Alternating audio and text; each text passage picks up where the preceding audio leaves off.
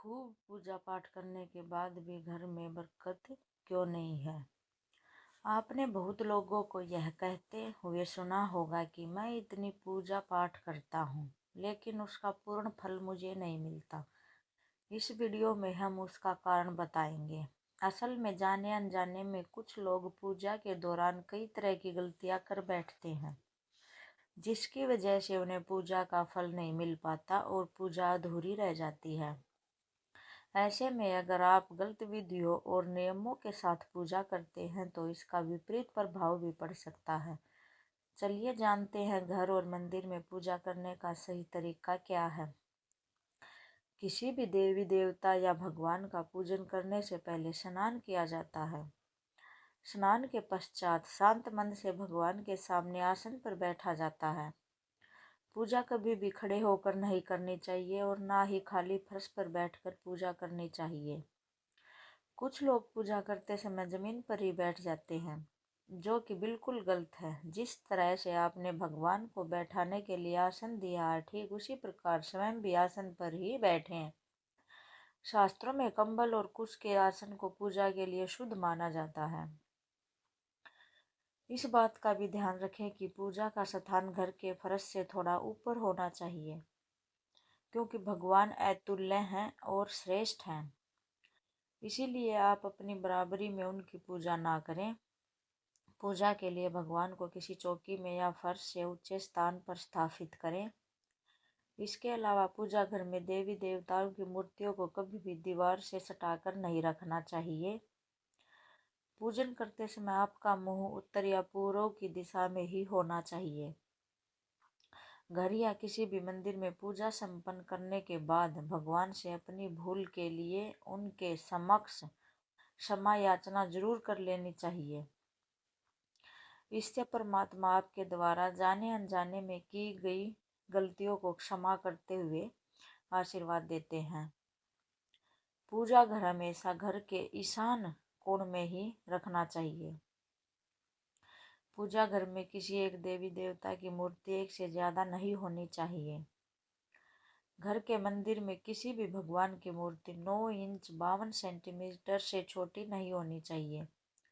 इससे बड़ी प्रतिमा घर में रखना शुभ नहीं होता। बड़ी प्रतिमा को मंदिर में रखना चाहिए। अपने बेडरूम में कभी भी पूजा घर स्थापित नहीं करना चाहिए और रात्रि के समय अपने पूजा घर को पर्दे से ढककर रखें।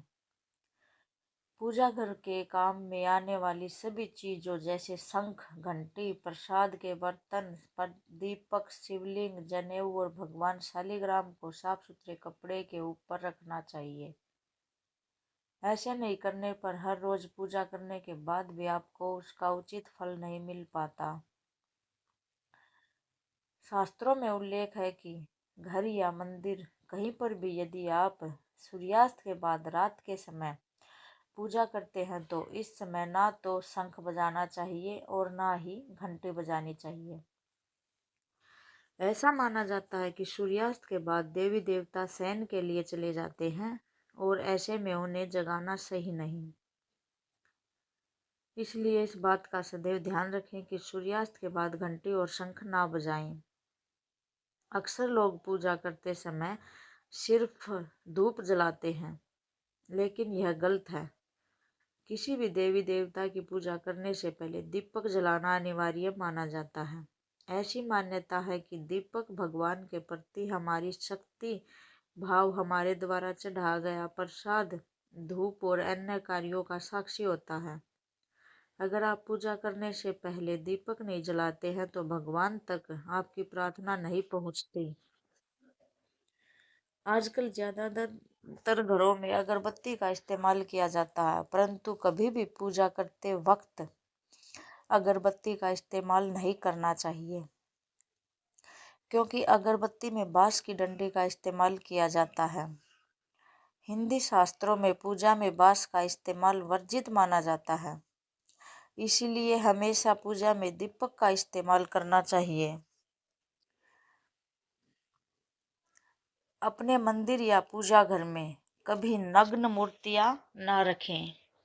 देवताओं के लिए वस्त्र सिलकर पहनाएं।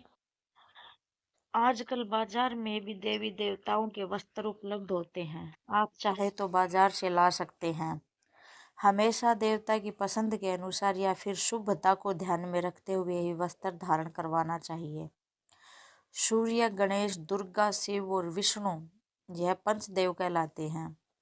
इनकी पूजा सभी कार्यों में अनिवार्य रूप से की जाती है।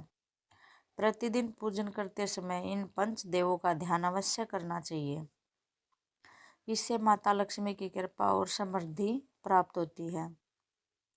आप चाहे तो किसी भी देवी देवता का पूजन कर रहे हो, लेकिन सर्वप्रथम हमेशा भगवान गणेश को ही प्रणाम किया जाता है। किसी भी हवन या शुभ कार्य की शुरुआत में भगवान गणेश को प्रणाम करके ही की जाती है। ऐसा कहा जाता है कि भगवान गणेश को प्रणाम किए बिना पूजा करने से उसके फल की प्राप्ति नहीं होती है।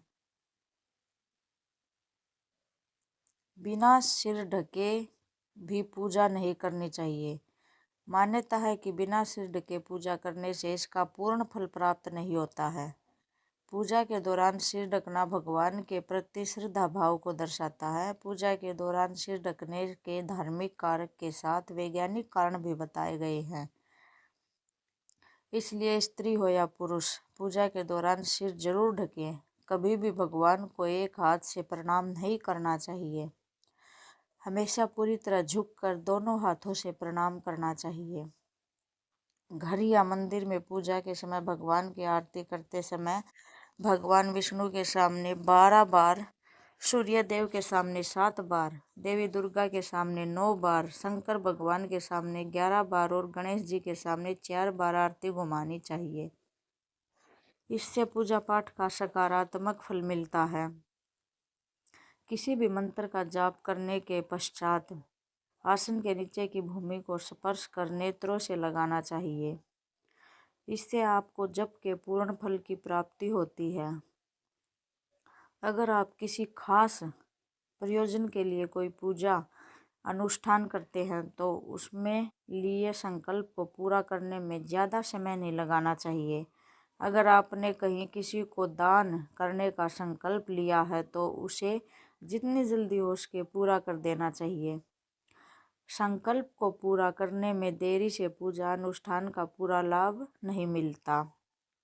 किसी को भी कोई वस्तु या दान दक्षिणा हमेशा दाहिने हाथ से देना चाहिए।